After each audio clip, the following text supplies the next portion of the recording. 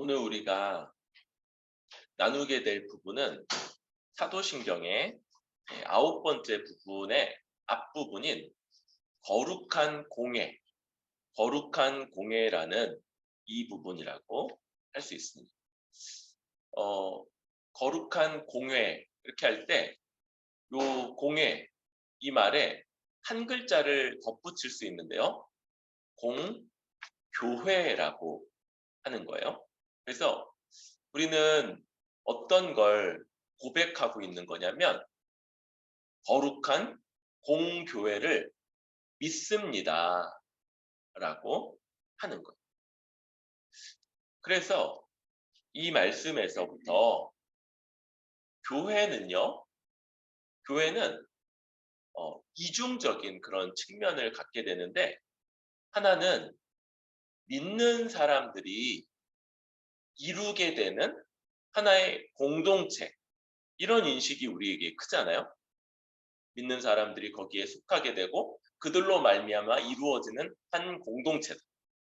그런데 다른 한 측면으로 교회는 우리 믿음의 대상이기도 한 거예요. 이게 무슨 말이냐면 우리가 예수 그리스도를 믿는 자들이 속하게 되고 거기에 모여지는, 그걸 이루게 되는 측면이 있고 이런 것들이 분명히 있죠. 그런데 교회는요, 마치 성부 하나님, 성자 예수님, 성령 하나님처럼 우리가 믿고 고백하는 그런 하나의 대상이 된다.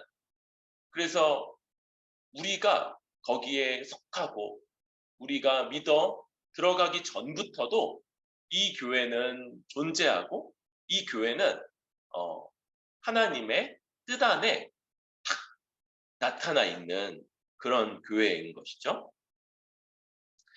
이 거룩한 공교회를 믿는다라는 내용을 우리가 오늘 좀 살펴보려고 하는데, 먼저 에베소서 2장의 19절부터 22절까지 말씀을 읽었어요.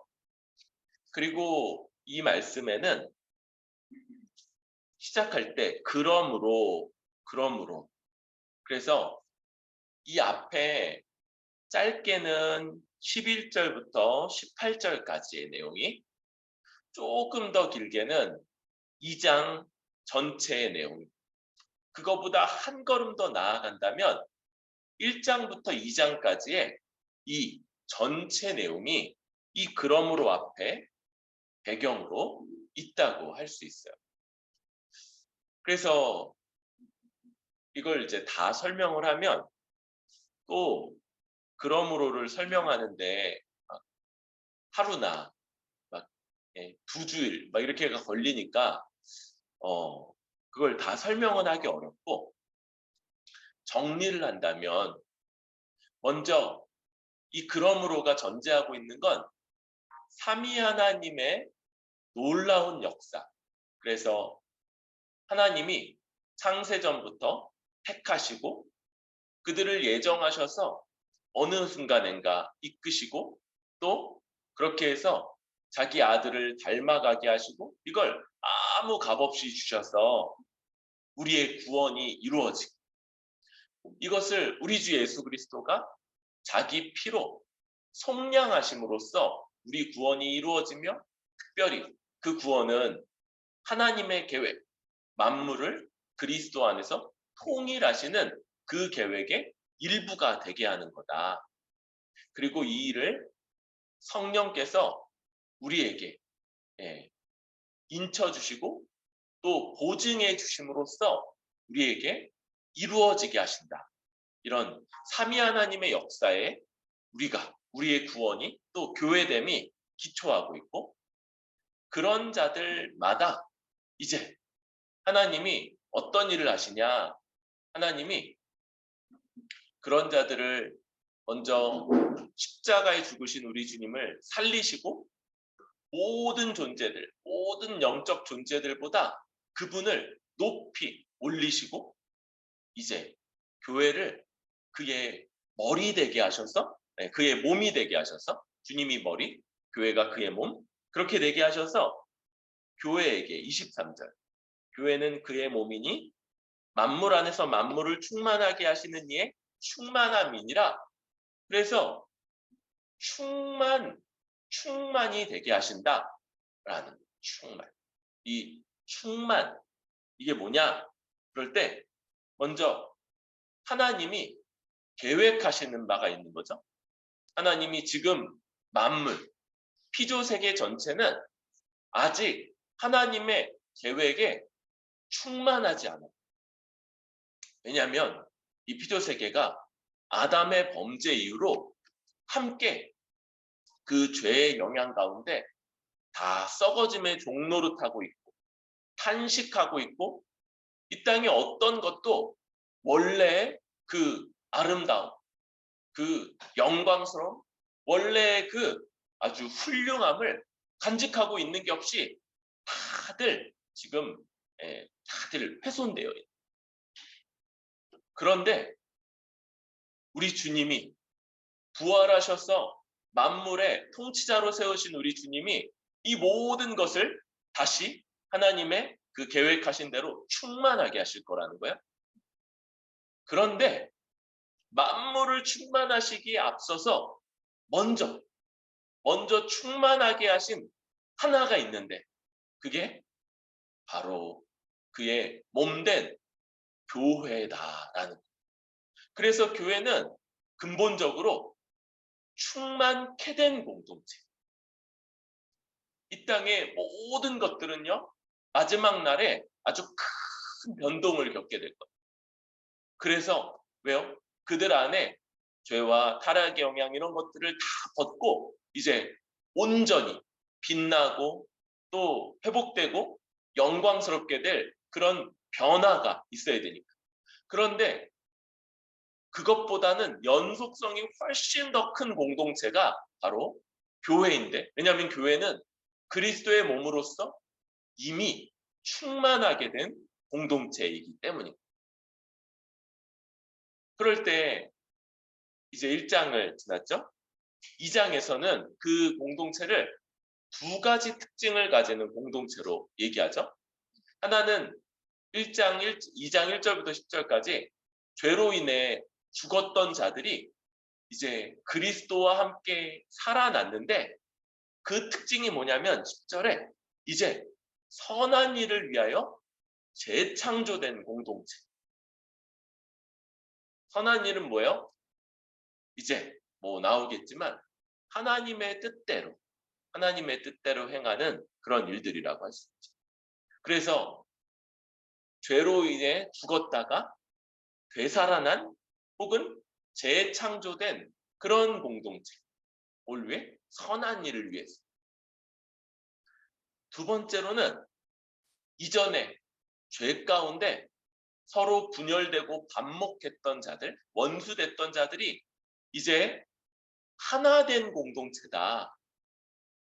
전에는 죄 가운데 서로 미워하고 대적하고 반목하고 적극적으로 그러지 않아도 자기 혼자만을 위해 살았던 자들로 근본적으로 내면적으로는 다 서로 원수였던 거예요. 자기 하나를 위해 사니까 딴 사람들은 다 자기를 필요로 하고 자기의 욕망을 위해서 도구화되는 이런 자들. 그런데 이제 더 이상 그렇지 않고 그런 자들이 하나 되어 이제는 남이나 원수가 아니라 더 큰 나이고 그래서 함께 그런 하나 되어서 주님 앞에 나아가는 자들이 되었다. 그래서 분열됐던 자들이 죄로 인해 분열됐던 자들이 하나 되었고 이제 하나 되어 하나님 앞에 나아가 하나님의 백성 되는 그런 특권을 가진 자.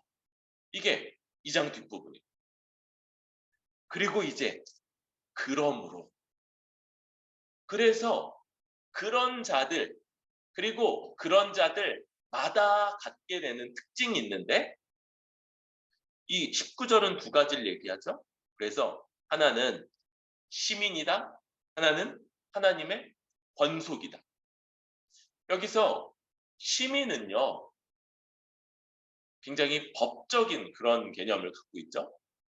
그 당시 로마 시민권자들이 아주 큰 특권을 지녔어요. 무엇보다 로마 시민권자는 재판하지 않고는 처벌을 받지 않아요. 그리고 그 재판권에는 상소권까지, 황제에게 상소할 권한까지 갖는 그런 굉장한 특권인 거예요. 이 고대 사회에서 이런 법적인 지위가 허락된다는 게 굉장히 놀라운 것이고, 그래서 우리 보는 바와 같이 사도 바울 일행을 재판하지 않고 매로 친 다음에 그가 로마 시민권자라는 게 밝혀졌을 때 도시 전체가 난리가 나서 도시의 상관들이 막 굽신굽신하면서 바울 일행에게 제발 우리 이 지경에서 좀 떠나달라 이렇게 부탁하는 이런 모습까지 보이게 되는 거죠. 그래서 어떤 이 사람이 뭐 나이가 어떻고 성별이 어떻고 또 세속적인 그런 세속사회의 지위라든지 뭐 얼마나 거기서 존경받는지 그렇지 않은지 이런 것들과 상관없이 모두가 아주 동일한 그런 권한을 갖는다. 그런데 이게 얘기하지 않는 것도 있죠. 법적 지위라는 건 그들이 어떤 서로 관계를 갖는지 이런 것들은 얘기하지 않는 거예요. 그죠? 우리나라 모든 사람들이 다 우리나라 여권으로서 국민으로서의 지위를 갖지만 어떤 사람들은 별로 안 친하고 어떤 사람들하고는 생각도 되게 다르고 그렇잖아요. 그런데 하나님의 권속이다라고 얘기하죠. 그래서 우리가 권속, 가족이고 특별히 이 고대 사회를 바탕으로 하면 왕의 식탁에서 함께 밥 먹는 사람인 거예요. 그래서 큰 식탁에 왕의 식탁이니까 온갖 맛있는 것이 막 놓여 있는데 거기에 한 자리를 탁 차지하고 앉아서 얼마든지 자기가 원하는 것을 먹고 마시며 함께 교제할 그런 사람, 그런 아주 영광스럽고 또 아주 복된 그런 자리에 한 자리를 탁 차지하고 앉은 거기에 얼마든지 내가 앉을 권리가 있고 거기 앉으면 함께 먹고 마시며 즐거워하고 이야기하고 그런 가족, 그것이 바로 우리 교회다라고 이야기합니다. 그러면서 이 두 가지는 비교적 짧게 얘기하고 하나 좀 더 길게 얘기하는 것 하나가 있는데 그것은 바로 지어져가는 성전이다라는 거죠. 여러분 성전은 몇 개인가요? 성전은? 네, 성전은 여러 개가 세워진 적이 없어요. 뭐 우상 숭배하는 성전들은 뭐 많이 있을지언정 하나님의 성전은 늘 오직 단 하나입니다. 하나. 그거 여러 개 만들면 우상 숭배자 되는 거예요. 그래서 하나의 성전으로 함께 지어져 가는 사람들. 그런데 그런 비유에서 먼저 터는 건물하면 원래 땅 파고 그거 고르는 작업부터 하는데 마찬가지로 그것이 사도들과 선지자들의 터 위에 세우심을 입은 자다. 이 그리고 그 터 위에 그리스도 예수께서 친히 모퉁이 돌이 되셨다라는 겁니다. 여러분, 우리 생각에는요, 예수님이 사도들보다 더 높으시잖아요. 예수님이 사도들보다 더 최고잖아요. 그러니까 왠지 예수님 먼저 나와야 될 것 같은데 이 말씀은요. 사도들과 선지자들의 건물 짓는다 뭐 이런 거 따지면 제일 먼저 하는 게 땅 파고 거기에 터 고르는 일부터 하는 건데 그게 사도들과 선지자들의 터다. 그리고 그 위에 예수님이 친히 모퉁이 돌이 되신다 그러면서 제일 근본적으로 사도들과 선지자들 이야기를 하는 거예요. 그리고 이제 그 안에서 모든 건물이 서로 연결되어서 성전이 되어가고 성령 안에서 하나님이 거하실 처소가 되기 위하여 함께 지어져 간다. 그래서 하나의 성전이라는 건물의 이미지죠. 우리가 뭐 한 명 한 명은 벽돌 같나요? 그래서 우리가 약간 이렇게 얼굴이 각졌나요?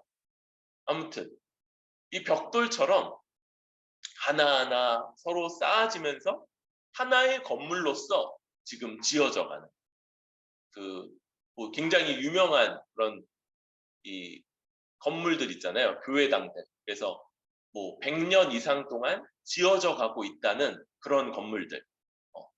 뭐 그런 것처럼 아직도 지어져 가요. 그래서 다 완성이 되면 이제 하나님이 그 가운데 다 오셔서 그 가운데서 사시겠죠? 그런데 그 가장 중심이 되는 모퉁이 돌은 우리 주 예수님이시고 그 기초는 사도들과 선지자들이다.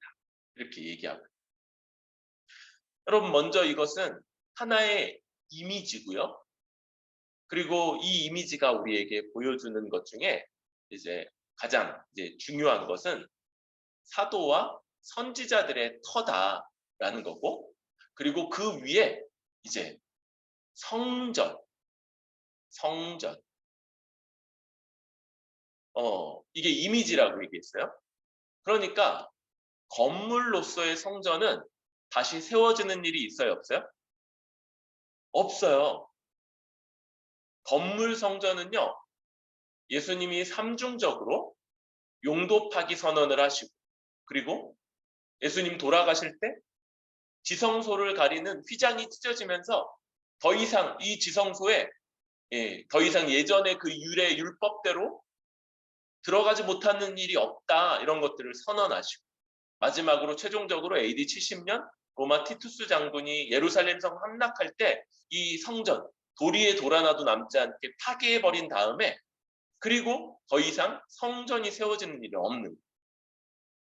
그러면 지금 이거 다 무슨 얘기하는 거냐? 바로 하나님이 세우시는 교회 이야기하는, 하나님의 교회. 그리고 그 교회가 갖게 되는 특성을 속성이라고도 하는 이걸 이야기하고 있다고 할 수 있습니다. 여러분, 우리는요, 이제 이 포스트 모더니즘의 그런 흐름 속에서 한 사람 한 사람의 개별적인 특성, 이런 것들을 굉장히 중요하게 여기고 또 주목하는 그런 시대를 살아가고 있어요. 그래서 나의 나됨이 존중받는 것, 이런 게 너무 중요한 거예요. 뭐 중요하죠. 그런 것들은 아주 중요하다고 할 수 있어요. 그런데 우리 거룩한 공교회를 믿는다, 이렇게 고백할 때 먼저는 공교회, 이 옛날 번역으로는 카톨릭 절치, 요즘 번역으로는 유니버셜 처치. 그래서 공교회가 가지는 특성이고요, 속성이라고 하는, 그리고 개별 교회이기 위해서는 뭐예요?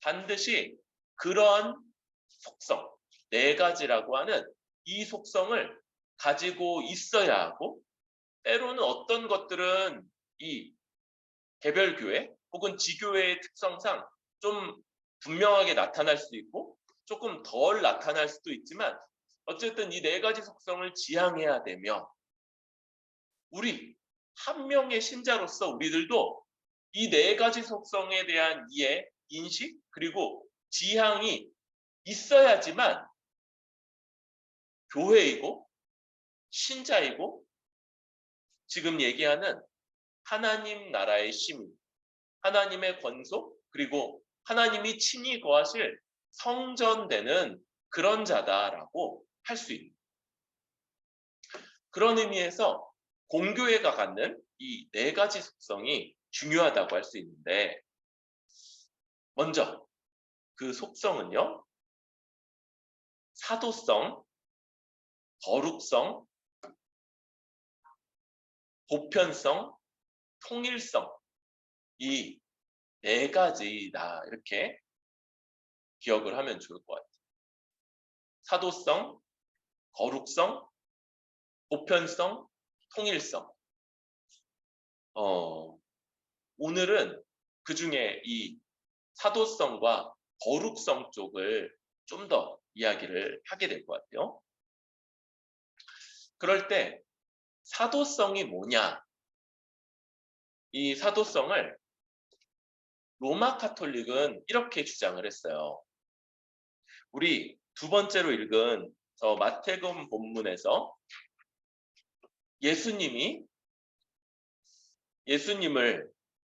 주는 그리스도요 살아계신 하나님의 아들이십니다라고 고백하는 베드로에게 천국 열쇠를 주면서 그를 첫 번째 교황되게 했고, 이 교황권을 이어받는 사람들, 그런 역대 교황, 1대가 베드로고 2대 누구, 3대 누구 그러면서 쭉 가는 이 교황들이 사도성을 갖는다. 그 교황들의 말을 잘 따르는 사람들이 사도적 교회의 사도성을 인정하는 거다, 이렇게 주장을 했어요. 맞는 주장일까요? 틀린 주장일까요? 틀리는 주장이에요. 근데 왜 틀리는지를 알아야 되죠. 왜 그러냐면 이 베드로가 대표로 고백한 이 고백은요, 원래 너희는 나를 누구라 하느냐? 그래서 사도들 전체, 12사도 전체에게 물은 거예요. 베드로가 답했지만 그 답은 사도들 전체의 답인, 그리고 이 천국 열쇠 역시도 사도들 전체에게 주어졌다고 할 수 있어요. 그래서 다른 본문에서는, 이 천국 열쇠를 말하는 다른 본문에서는 너희가 땅에서 매면 하늘에서도 매일 것이요, 땅에서 풀면 하늘에서도 풀릴 거다라고 이렇게 복수형으로 천국 열쇠를 소유한 걸로 나타나는. 그래서 예수님은 베드로 한 사람을, 예수님을 이어가는 교황으로 세운 것이 아니고 사도성이라는 게 이 사도들 전체에게 있는 것이며, 그건 사도들이 가르치는 바. 그래서 사도적 신앙 고백, 이런 말을 하는 거예요. 그 사도들이 성경 전체를 통해서 가르치고, 또 그 가르친 것이 선지자들을 통해서 이렇게 기록으로 남게 된 이 신약 성경의 가르침을 충분히 받아서 사도들처럼 같은 신앙 고백을 하는 것, 그게 사도적 신앙 고백이고, 사도들과 선지자들을 통해서 기록된 성경 말씀, 신약 성경의 말씀을 통해서 갖게 되는 그런 거. 그게 바로 교회의 사도성이다라는 게 더 바른 답이라고 할 수 있다.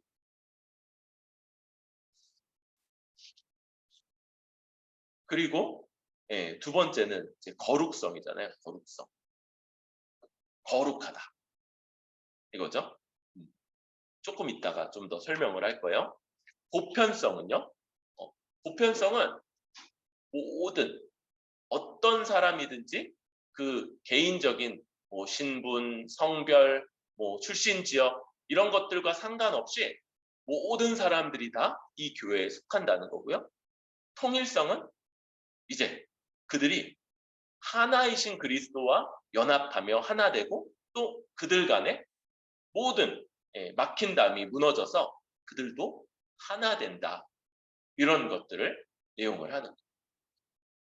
그래서 이 4대 속성, 사도성, 거룩성, 보편성, 통일성을 가져야지만, 그래야지만 교회, 그리고 혹은 한 사람, 우리가 이제 이렇게 함께 모일 때 말고 따로 떨어질 때 신자다라고 말할 수 있는. 먼저 우리 교회에 한번 적용을 해보죠. 우리 교회는 사도성이 있습니까? 있나요? 아니요. 그러면 이제 문제가 좀 커져요. 그죠? 여기는 교회가 아니에요라고 얘기하는 거니까. 그죠? 어떻게 있습니까? 사도적 가르침이 선포되고 또 그것에 따라서 천국 열쇠의 이 권세가 행사되고 있기 때문에 그런 거예요. 그래서 사도성이 있다 이렇게 말할 수 있어요. 거룩성이 있습니까? 있어야 되죠. 없다 그러면 큰일이니까. 어떻게 있습니까? 먼저 우리 주 예수 그리스도와 연합함으로써 그가 이룬 모든 것들로 우리는 먼저 거룩하게 된 자들임을 믿고 있고, 또 이제 우리 거룩해진 이 본성을 따라서 점점 더 거룩해지는 그런 열매들을 맺고 있는 사람들이다. 그죠? 그래서 우리가 그것들을 서로 확인하고 서로 그렇게 바라보고 있는 거죠. 세 번째로, 보편성은 어떤 겁니까? 보편성. 우리 교회에는 보편성이 어떻게 나타나고 있습니까? 우리 교회는요, 이렇게 인원이 많지 않지만 정말 보편성을 갖고 있는 교회. 하나는 한국 교회를 위해서 그 한국 교회를 섬길 성경적 목회자들을 세워가는 일에 헌신하고 있는 교회잖아요. 여기에 재정을 드리고 시간을 드리고 매주일마다 이것을 위해서 기도하면서 이 일을 아주 힘쓰는 교회니까 보편성을 가지고 있어요. 또 우리 두 번째도 그렇죠. 지역에, 그러니까 이 안양이나 근처 지역들의 교회들을 우리가 수고하고 애쓰고 또 재정을 들이고 시간을 들여서 섬기고 있고, 우리는 장로교회 합신이라는 교파인데 또 교파가 다른, 그래서 개교단주의까지 벗어나서 교파가 다른 성결교회 교회, 또 감리교회 교회, 개척교회들을 후원하고 있다는 것에서 우리는 같은 말씀을 신앙 고백을 하면, 그러면 이 교파까지도 넘어서서 한 형제요, 한 주님의 교회다라고 그렇게 인정하고 있는 면에서 아주 보편성을 분명하게 드러내고, 사실 우리의 첫 번째도 그렇죠. 성경적 교회라는 것 자체가 아주 보편적인 명령이요, 교편적인 주님의 요구이신 거예요. 그래서 그걸 타협하지 않고 끝까지 지켜가고 추구하겠노라라는 것, 이것도 아주 보편성이라고 할 수 있는. 마지막으로 통일성은 어떻습니까? 통일성은 어떻게 드러납니까?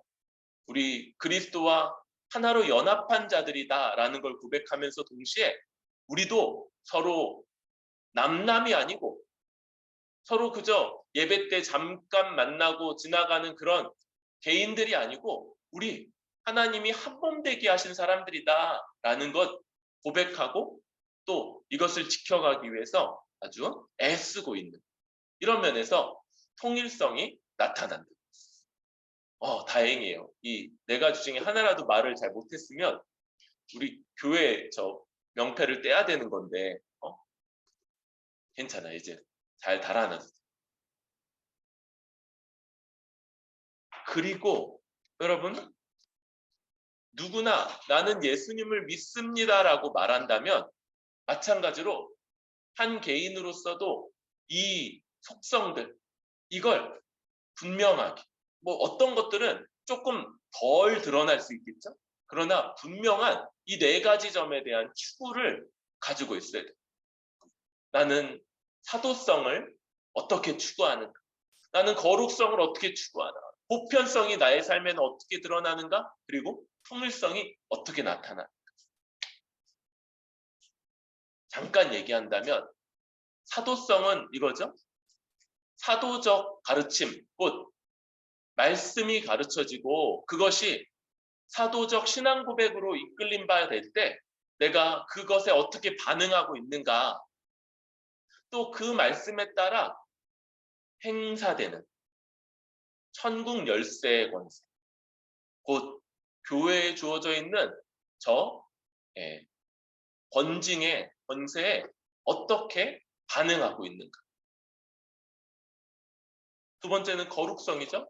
그래서 내가 주님으로 인해서 존재적으로 거룩해진 자라는 걸 믿고 있고 또 그 결과물인 거룩의 열매들이 이를 계속 추구하면서 점점 더 분명하게 누구나 알 수 있듯이 너 이렇게 점점 달라지냐 이렇게 말할 만큼이나 그렇게 분명하게 나타나고 있는가.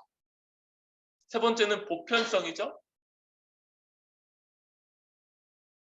이런 거라고 했어요. 그래서 개교회주의, 개교단주의, 개인주의 이런 것들에서부터 벗어나는 게 보편성이라고 그랬죠. 그래서 여러분 이 보편성에 대한 모습은 많이들 복음을 전하는가 이런 것들로 나타나요. 그래서 쟤는 저런 것 때문에 복음 전하면 안 되고 쟤랑은 저런 이유 때문에 쟤한테는 복음 전하면 안 될 것 같아. 이런 것이 아니고 누구든지 얼마든지 주의 몸된 교회에 속할 수 있다는 걸 알기 때문에 그래서 복음을 전하는가. 마지막으로 통일성. 이것은 다른 지체들이 나와 통일돼 있는 자. 우리의 소원은 통일이었잖아요. 그래서 통일되어 있는 사람으로서 그래서 내가 남이 아니고 그저 잠시 보다가 이제는 언젠가는 다시는 안 볼 사람들이 아니라 영원히 볼 사람들, 영원히. 예, 영원. 그래서 하나님 나라가 됐을 때 영원토록 볼 사람들인데 그런 사람들로 대하고 있는가? 지금 여기서 그렇게 소중하게 돌보고 섬기고 대하고 있는가? 이런 것들이 우리 개인의 삶에서도 구체적으로 나타나야 된다는 거죠. 이 근원, 바로 4대 속성, 사도성, 거룩성, 보편성, 통일성. 이게 먼저는 이제 이런 개념들이 있다는 것도 알아둬야 되고요. 또 그게 뭔지도 좀 설명할 수 있어야 되고 그리고 그것에 따라서 이제 우리가 나는 이런 것들을 내 삶에서 어떻게 드러내려고 애써야 되는가 이런 점까지 가야겠죠. 그럴 때 여러분 오늘 말씀처럼 예수님이 짱인데 예수님이 최고이신데 그 예수님 얘기보다 먼저 까는 얘기가 터는 사도들과 선지자들의 터다 이렇게 얘기합니다. 여러분 먼저 예수님을요 사도들과 선지자들에 의해서 이제 지금 우리에게 기록된 성경으로 전달되고 있는 이 내용을 넘어서서 예수님을 만나거나 예수님을 알아가거나 의지하거나 이런 것들 예수님이 내 마음속으로 찾아오셨어. 내 마음속에 그래서 예수님 때문에 따뜻한 마음이 들었어. 예. 성경 본문을 넘어서서 따뜻한 마음이 들면 여러분 위험한 거. 좀 더 세게 얘기한다면 이단적인.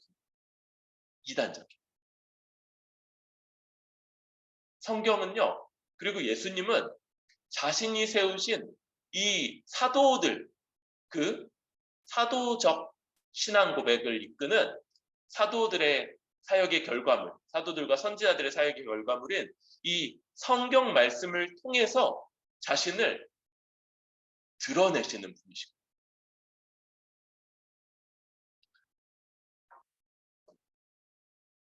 이 사도적 가르침에 전념하는 것. 그것이 그래서 예수님을 정말 알고자 하는 시도이고 또 그 말씀을 따라 순복하는 것, 이것이 예수님께 순종하는 그런 방식. 여러분, 저는 예수님께 순종해요. 저는 예수님께만 순종해요. 이 말은요, 어떤 면에서는 아무 의미가 없을 수 있는 거예요. 그렇죠? 예수님은 우리와 지금 육신으로 떠나 계시고 우리 곁에 안 계시잖아요. 우리한테 우리 귓속으로 무슨 말씀을 이렇게 하시는 일 되게 드물잖아요. 그런 말 들리면 뭐라고 그랬어요? 빨리 이비인후과 가봐야 된다.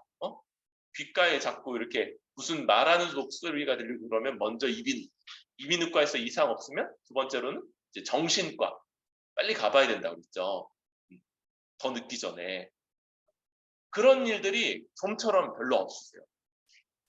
우리 주님이 자신이 세우셔서 이 땅에서 사역하게 했던, 그래서 살아있을 때는 사도들의 말씀을 배우는 일에 교회가 전념했고요.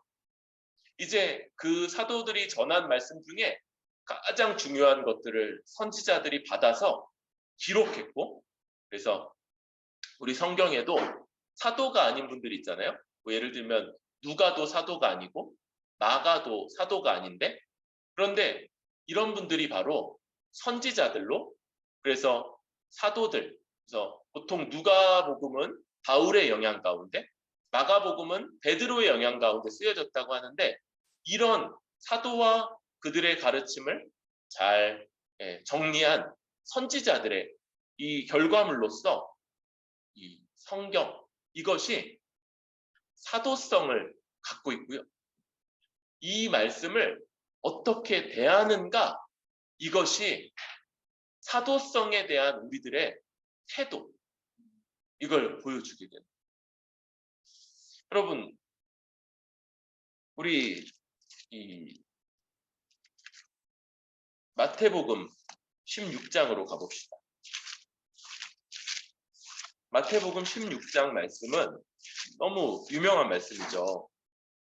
그래서 너희는 나를 누구라 하느냐? 그럴 때 제자들이, 베드로를 대표로 해서 제자들이 다 이렇게 고백하는 거예요. 주는 그리스도시요 살아계신 하나님의 아들이십니다. 이렇게 고백해요. 그래서 여기 당신은, 주는, 이 말이 원래는 이제 당신은 이런 말인데, 당신은 그리스도이시고 살아계신 하나님의 아들이십니다. 이렇게 말하는. 그래서 이것이 우리 모든 신자들 혹은 모든 교회가 고백하고 또 말하는, 주께 말하는 주님을 향한 신앙 고백인 거죠. 주님과 우리의 관계 설정이라고 할 수 있는.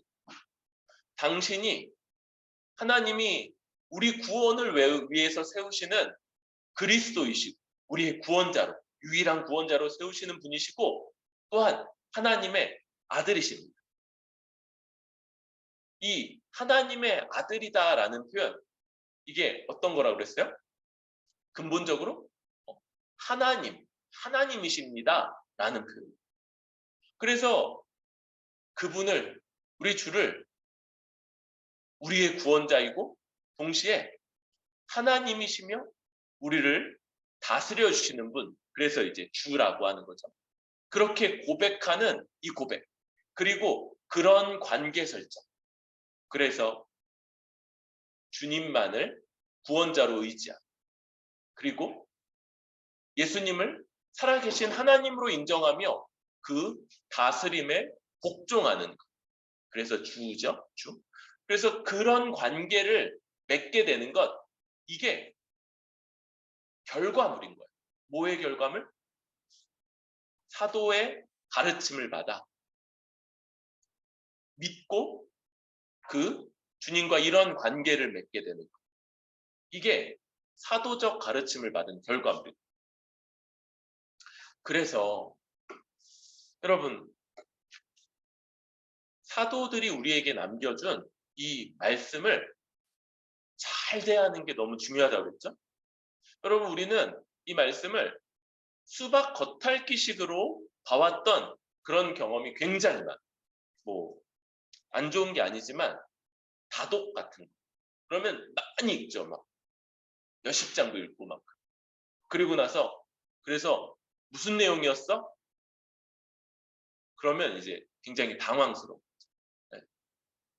그냥 많이 읽는 것 아닌 거예요. 그게 이 말씀이 우리를 향해서 구체적으로 어떤 것들을 알려주고 때로는 어떤 것들을 책망하고 그래서 교정하고 또 다르게 살아가는 습관들을 갖게 하는 그런 말씀으로 우리 안에 이 말씀이 움직일 수 있도록 그 말씀이 우리 안에서 그렇게 활동할 수 있도록 우리가 이 말씀을 그렇게 애써서 지금 우리 눈앞에 사도들이 혹은 주님이 직접 가르치실 때 우리가 어떤 태도로 받을 거냐 생각하면서 그런 말씀으로 이 말씀을 대하고 받는 거죠.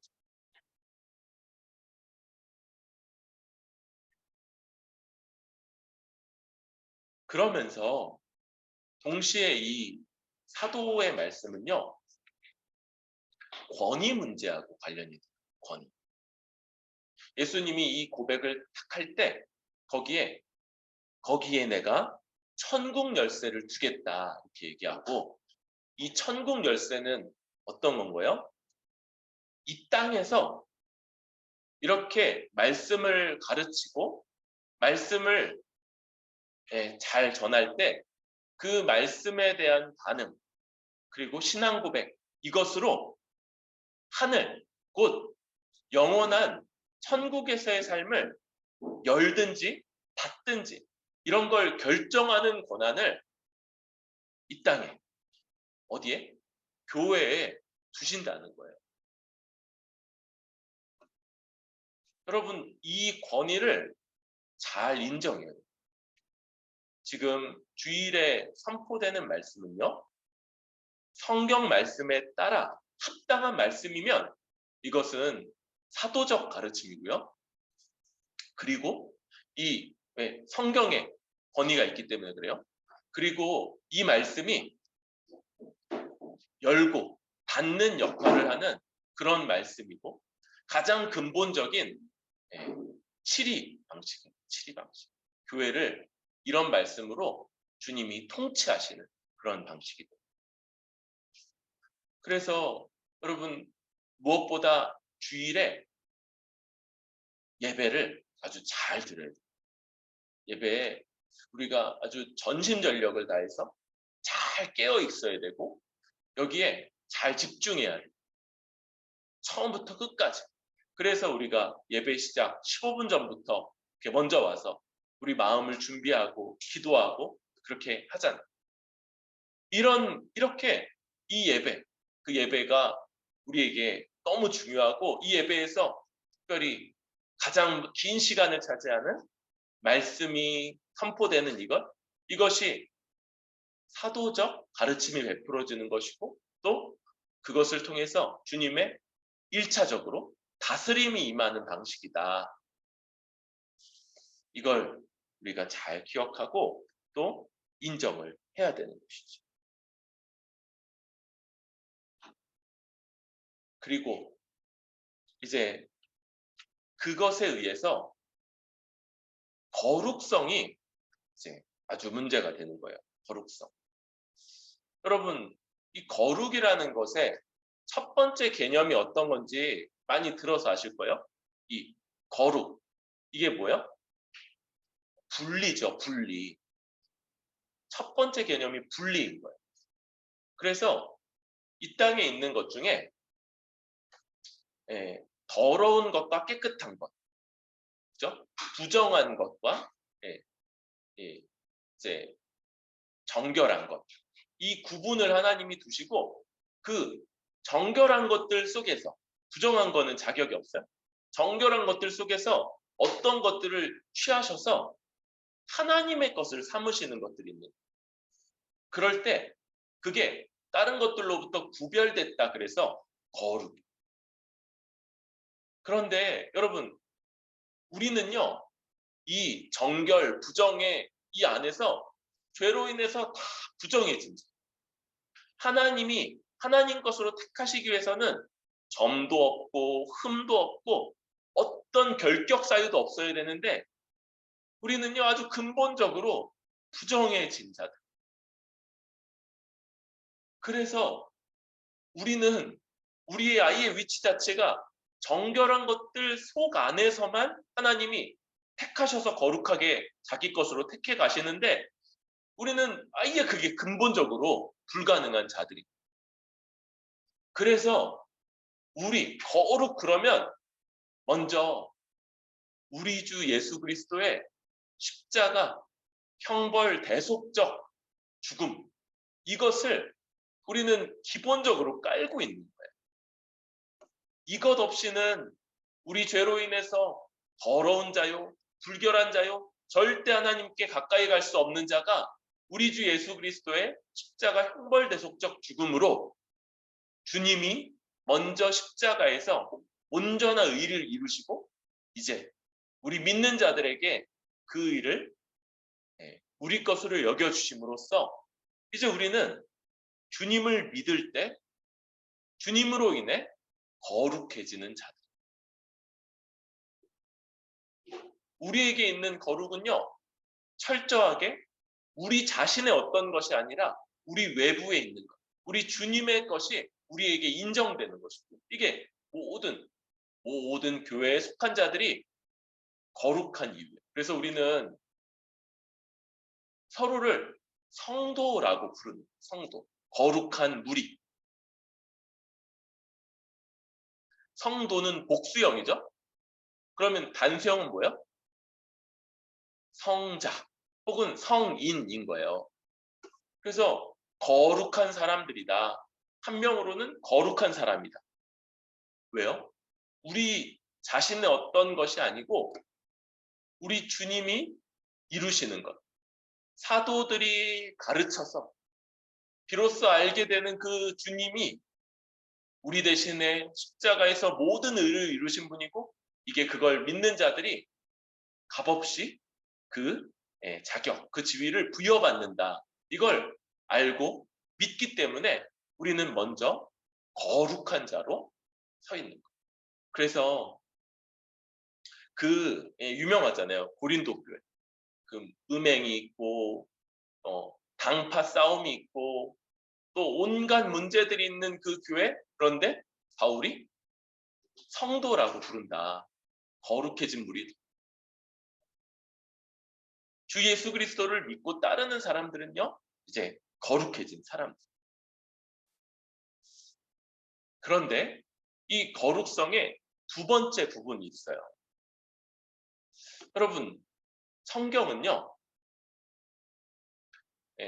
존재와 행위 문제를 이제 구분해서 다뤄요. 이런 건 어떤 거냐면, 무화과 나무, 이건 이제 존재예요. 뭘 맺는다고요? 무화과. 포도나무, 존재인데 뭘 맺는다고요? 포도. 이게 행위 혹은 열매라고 말하는 그런 결과예요. 그래서 존재가 행위를 규정한다는 거예요. 하나님이 절대로 거룩할 수 없는 자들을 우리 주 예수 그리스도로 말미암아 이제 거룩한 존재가 되게 하셨어요. 우리 안에 부패한 타락한 옛 마음 그걸 제거하고 그리고 새 마음 하나님의 마음에 하나님의 율법을 기록한 새 마음을 우리 가운데 두셨다. 이런 새 존재됨은 뭐로 나타나야 되는 거예요? 거룩한 행위들로 나타날 수밖에 없다. 하나님이 정말 우리를 거룩한 새 존재 되게 하셨다면 그것은 필연적으로 거룩한 열매들, 거룩한 행위들로 나타날 수밖에 없다는 것이 이 성경의 원리입니다.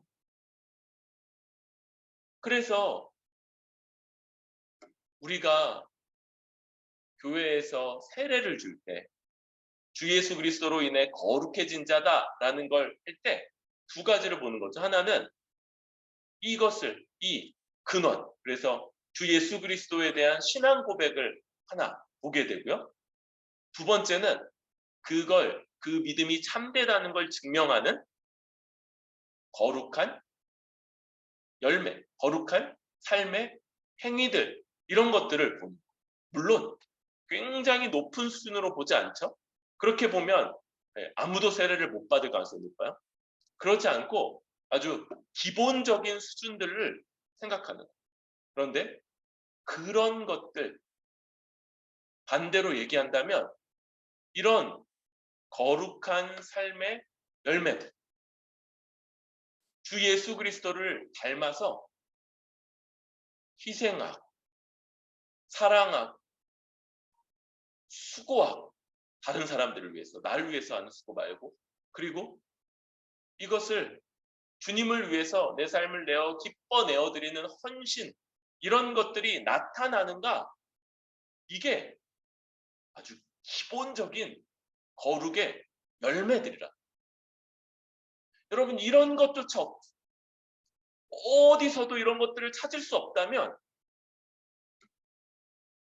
구원받은 거 맞습니까? 뭘로 그게 확인이 되는 거예요? 아니, 주장은 할 수 있는데, 나는 구원받았습니다 라고 주장은 할 수 있는데 근거가 있어야 될 거 아니에요. 성경이 그 근거를 열매로 알 것이다 이렇게 얘기하는데, 어떤 열매가 내 삶에 나타나고 있는지, 그리고 여러분 열심을 내야 돼. 아니, 다른 열심이 아니고 내가 정말 내 삶을 유일하게 의지할 수 있고, 우리 보험 많이 들잖아요. 영원토록 내 삶을 보장해 줄 수 있는 이 하나님의 은혜, 그 가운데 내가 있는지 이거 확인해야 되지 않습니까? 이거 확실한지 이거 확인하는 게 너무 중요한데 그냥 그렇지 뭐.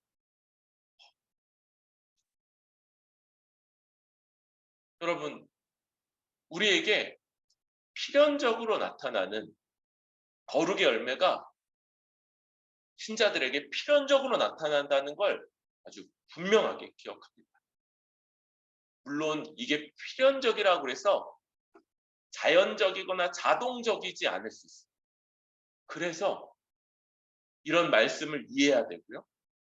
또 이 말씀에 따라 수고하고 결정해야 돼요. 아, 내가 거룩한 삶을 살아가겠노라.